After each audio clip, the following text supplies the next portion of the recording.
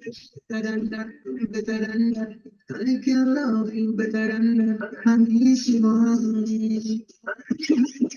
Yeah, ladies and gentlemen, welcome to another one of them candid conversations. We're in here. You know how we give it up. Yeah, 2024, and we off. We on a run. We in here feeling blessed and highly favored. I hope you are. Grand rising to all the kings and queens whenever you're gonna link this. And you know how we get down over here, right?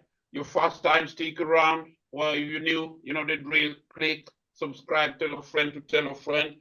Well, in candid conversation, we crisscross and close the draw, linking up with all the artists, creatives, and personalities that bringing up something positive contribution to the society, right? And being that we're on a reggae tip at that type of thing, listen to that.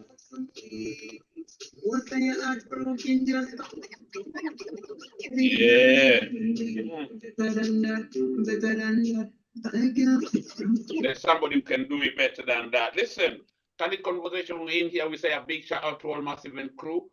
And a massive thank you to all our sponsors and our well-wishers. A big shout out to the man called Jonjo Sakata Kandanda Mtaani, the man called Chris Chimano, Sanayetu Mtaani, the man called Bush and Wine Adventures. Yeah, it's season time, touring time, and all that type of thing. If you want to touch 254 East Africa at large, link up those people. Bush and Wine Adventures. A honorable shout out also goes out to OWF, Olympia Ofula Foundation, what you're doing in the society.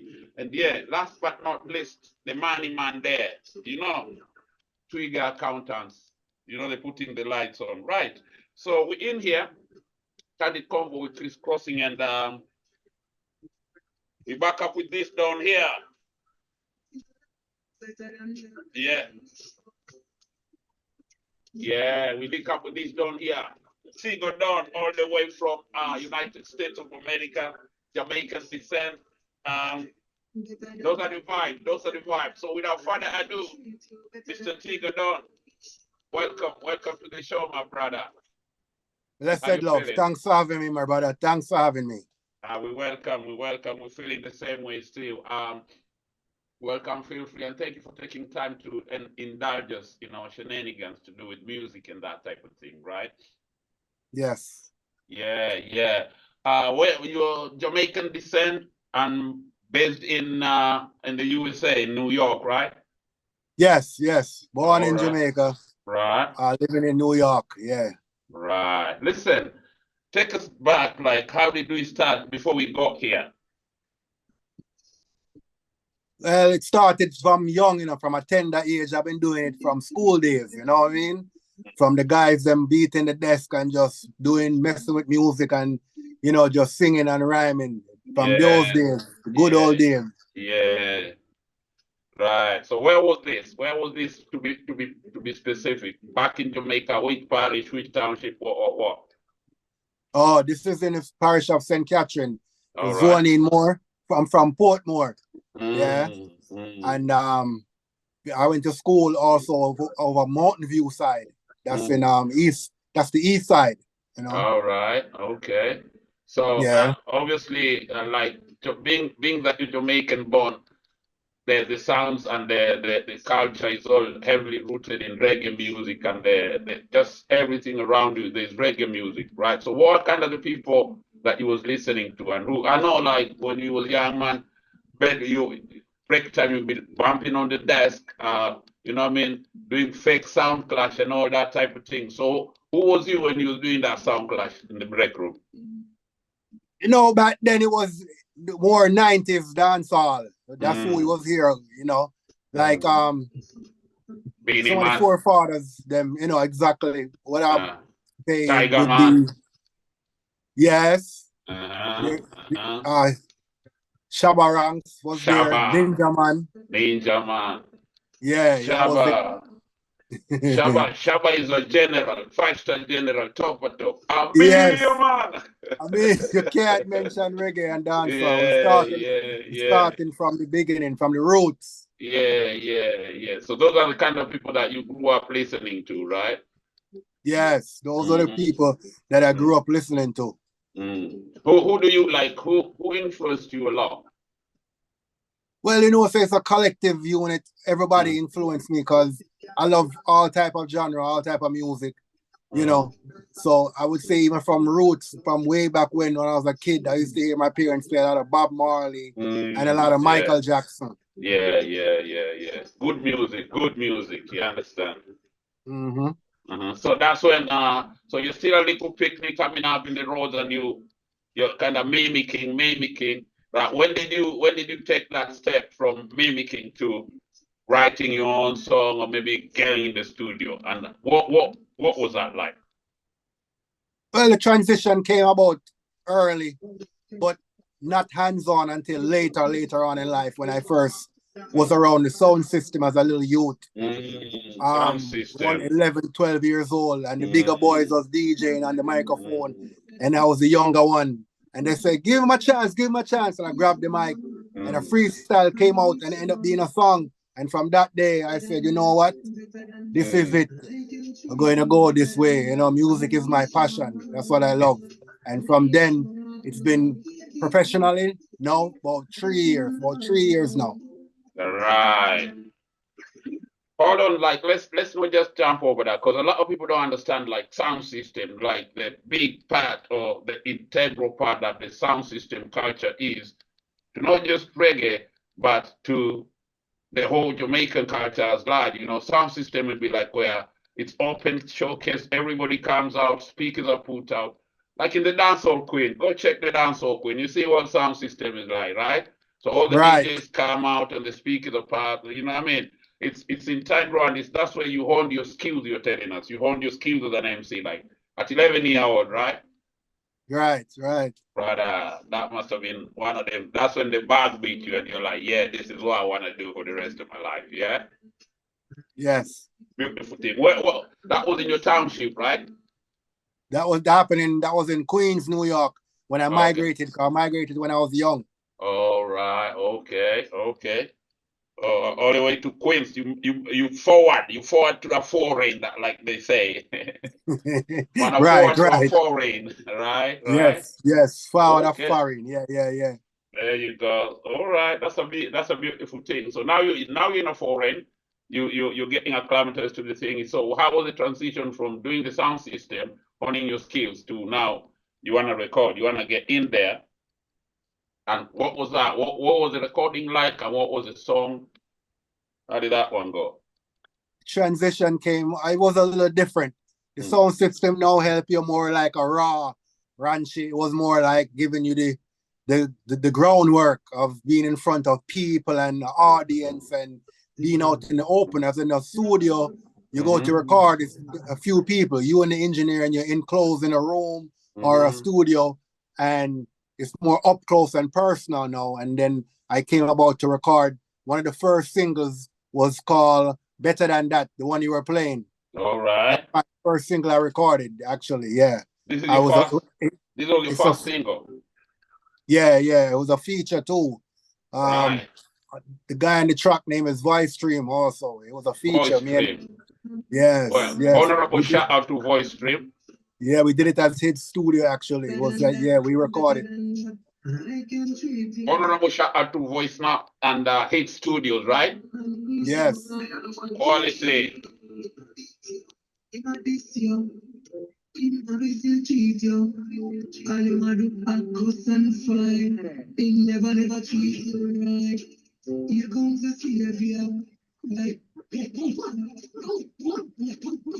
this is your first recording.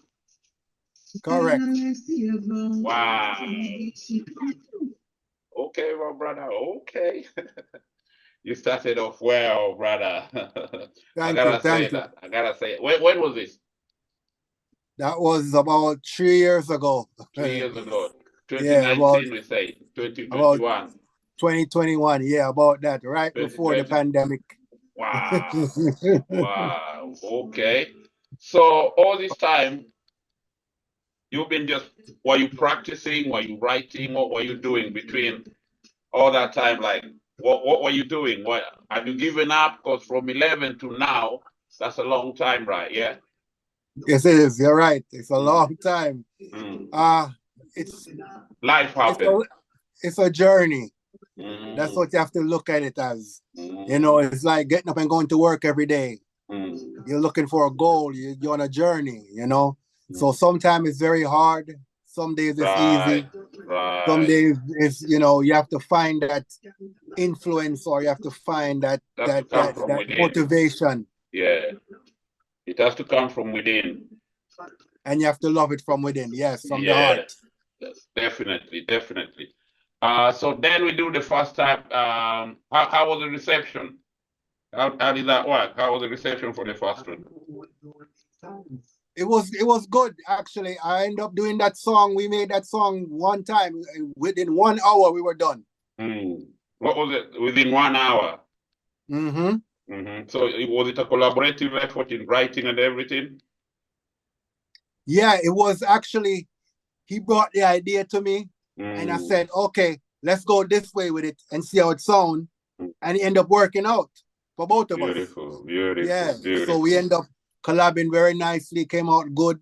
And the punchline, and people are really taking on to it. The ladies, them especially, they love it.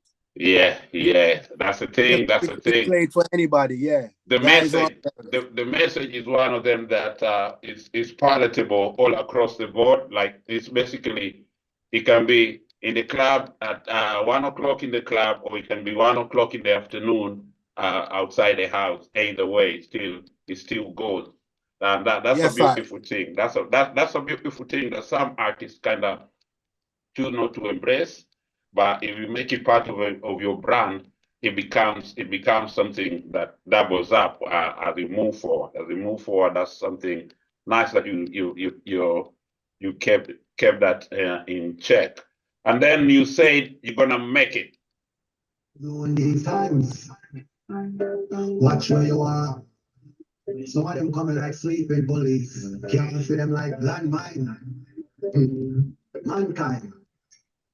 If you make it, we make it, my brother. Look how far we have come from, my brother. Real stuff when we come from Canada. We got the friends to read, if you make it, we make it, my brother. Look how far we have come from, my brother. Real stuff when we come from Canada. We got the friends to read, we never trust no for them a hating. And some girl want move like shit. Yes, I yeah, if you make it, we all make it, right? That is it. I like that message. So talk to me. I wanted to ask you this. So basically, if your first recording was 2020, 2019, you're currently still new, right? Is this do you have an EP out? Do you have this basically your first EP? This is your first work you tried to put out there, yeah? Yeah. Honestly, I love what I'm vibing with. I love where it's coming from. You see what I'm saying? I love where it's coming from. It's kind of like, it's mature. It's across the board. You know what I mean? Like you say, you can play it in the club. You can play it in a barbecue with your parents around. That type of thing. And that's something that I really embrace. So talk to me about your writing. How do you arrive to, like, what's your writing process like? It can go either way. Sometimes producer or engineer or a person like yourself can send me an instrumental beat, and then the music come to me. Or another time, vice versa. You will send me a beat, or I will hear a beat, and something comes up on the spot, or I already have something written that can fit on it. So it goes vice versa, depending on the mood. It can go either way. It depends on the mood and the energy at the present moment, you know? Definitely, yeah. Some people borrow a lot from their life experience. Are you one of them? Sorry about that. Battery is low. Sorry? Some people borrow a lot from their life experiences. You know what I mean? When they yes. Yeah. That is true. That is true. A lot of it I come from where I live, where I grow, I sing about what I see. Yeah, live observer. You're a live observer.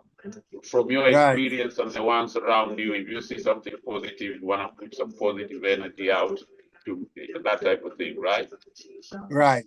That is it.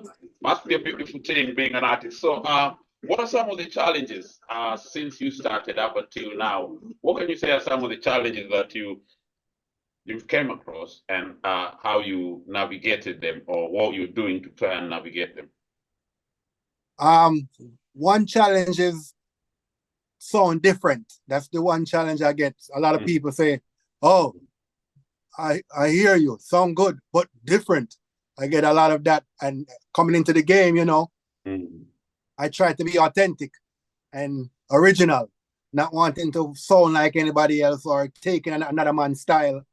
So that's one of the challenges, is to break my audience into the style and the pattern I'm bringing to them in this new era, contemporary reggae dancehall style, to keep up with being current and being in 2024, because music evolves. That's the song Make It. It is a mixture of, one time you didn't have it. Now that song Make It is on the rhythm of an Afrobeat and a dancehall beat mixed together. Okay. One time you wouldn't see that. So it comes to a lot of changes. So the most challenging is the changes that people sometimes don't want to admit that they have to change and things have to change. But other than that, the journey is very good so far. I've been getting good reception. I have a good fan base, and they've been logging on and they've been, you know, taking on to my style and to my message that I try to bring across. Not positive, clean messages. Excuse me, which I totally embrace, and I'll say I'm gonna big you up on that, right? Because it's really hard as an artist to come out at this particular time where everybody else is sounding like everybody else. So the moment you try to be unique, which you're saying you're trying to be unique, everybody kind of notices that, and then for the first early days, it kind of puts them off, or they don't know where to place you particularly. You understand? Because they don't know where to place you, and I think that's a good lane for you, if that's your lane, where if you just keep being productive and consistent, you understand, then that's when you start building the fan base. You see what I'm saying? You start building the fan base, because it will be like, oh, this unique sound that doesn't sound like Afrobeat and doesn't sound like dancehall is, oh, who's that? Then it'll be Teego. Oh, that's Teego Don. You want them, but you want one that, you know, like the general himself on Shabbat. The first one you hear is Amia man. Then you know that's the general is walking in. That's you know what I mean? Everybody fall in line. You see what I'm saying? So you want one of those kind of like uniqueness or your signature, where you don't compromise your authenticity, right? Something that I'm also like getting to, I've witnessed this, right? Not reggae though, but dancehall in itself is kind of like, hasn't been getting a good review for the past like 5-6 years. There hasn't been, dancehall hasn't, I'll be honest, since what's the name of the dude? Gaza. Since Gaza went on holiday, dancehall hasn't. You understand? Real dancehall, not the type of dancehall where an artist from across genre comes in and collaborates with the dancehall artist, and then it blow off. Yeah, I'm saying like real dancehall. You know, remember them days of Ninja Man, them days of Shabba, them days of General Degree. You see what I'm saying? Them days of Buccaneer. Them days there. You see, them days there, right? That was proper dancehall. You see what I'm saying? Them days of Pepper Seed reading. You see them ones there. Terra Fabulous. You see them ones there.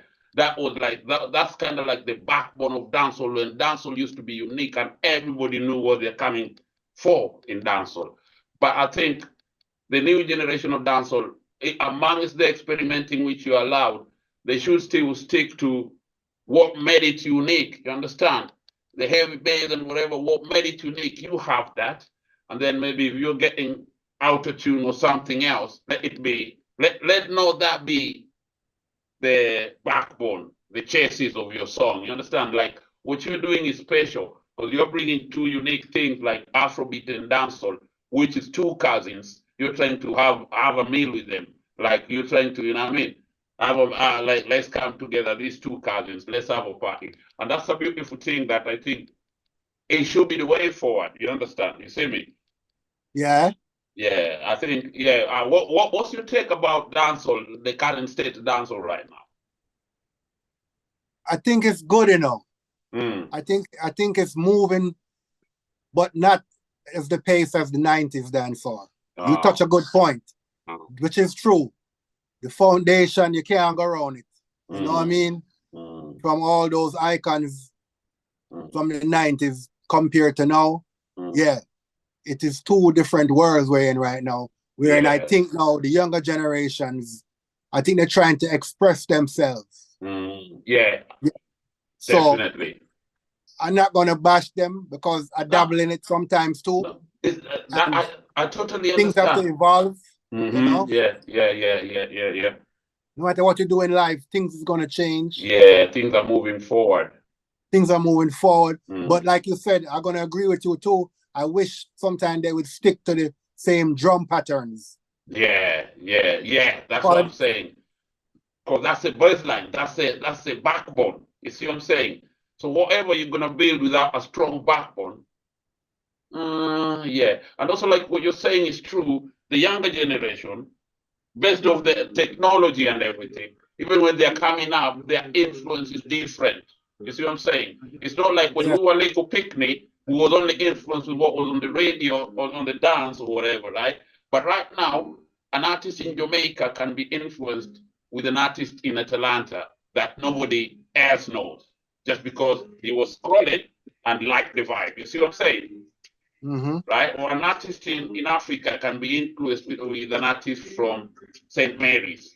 You see, just because he was scrolling through YouTube and he found the song and he liked it. You see what I'm saying? But when it was coming up, we had, it was a bit limited. It just be like was on the radio, and then was like if say you're from Portmore, the top Portmore artist. You see what I'm saying? Yeah.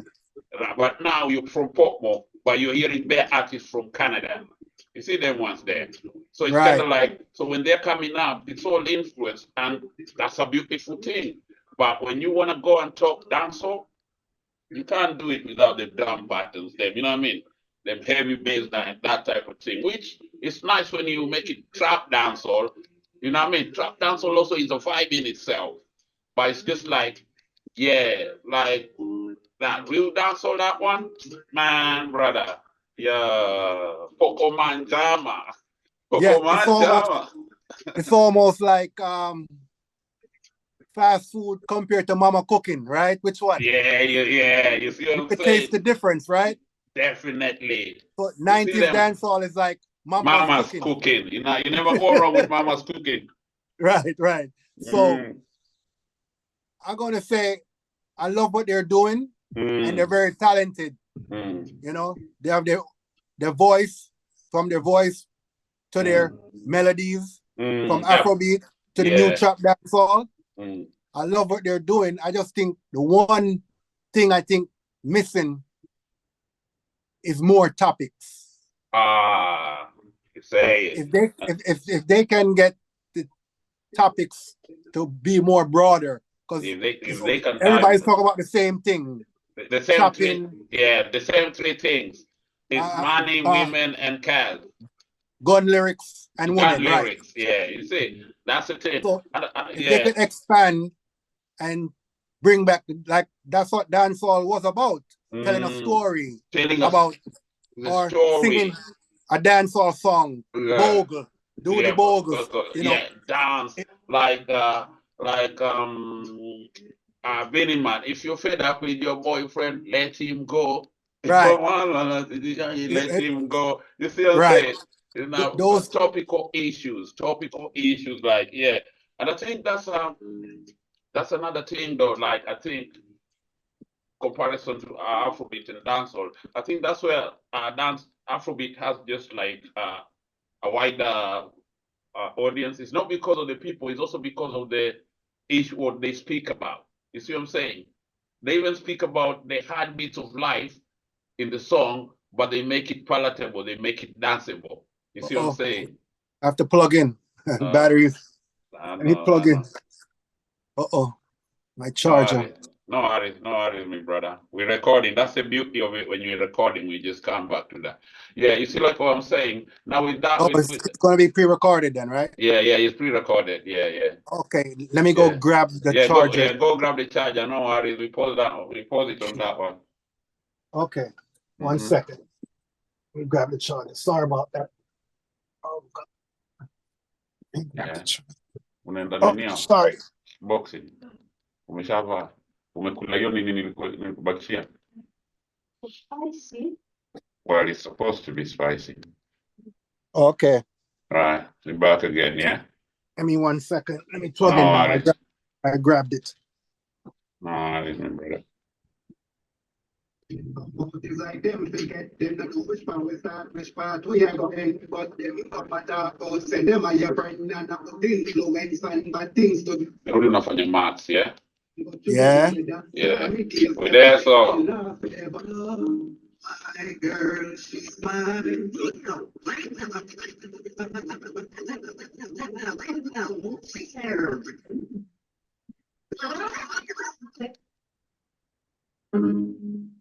Baby, you know that you are the guy.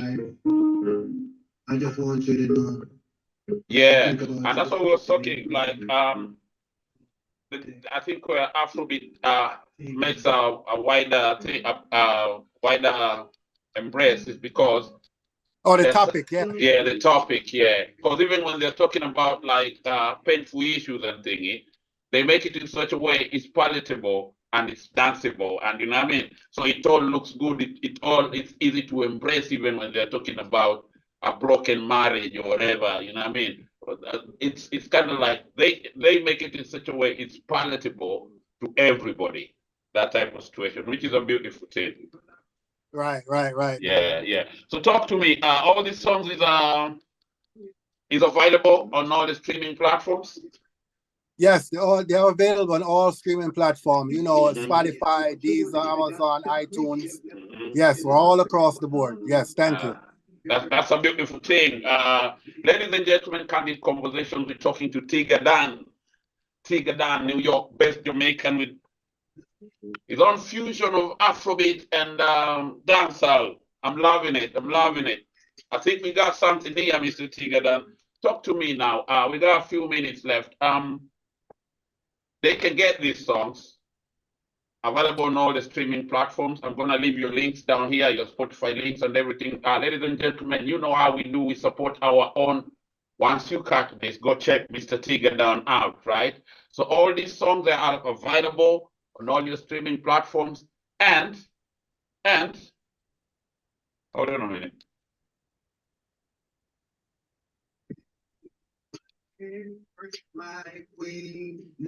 And we'll give you the links down there. Mr. Teego Dan, any last words you got for anybody that be listening to you? Yes, I want to say thank you guys for supporting my music. I really appreciate it from the bottom of my heart. I thank all my supporters, all my fans, all my well-wishers, all my supporters. Big up yourself, my brother. I love you so much. Thank you for having me. Not but love. Right. And they can all find me on YouTube. You can find me on Facebook or on Twitter. Yes. Yes. We'll leave the links down there. And Mr. Teego Dan, this is what we're leaving them with. My queen, love my girl. It's been nice. It's been lovely, ladies and gentlemen. Candid Convo. We out. Catch us on the next one. Bless up. Bless up. Right.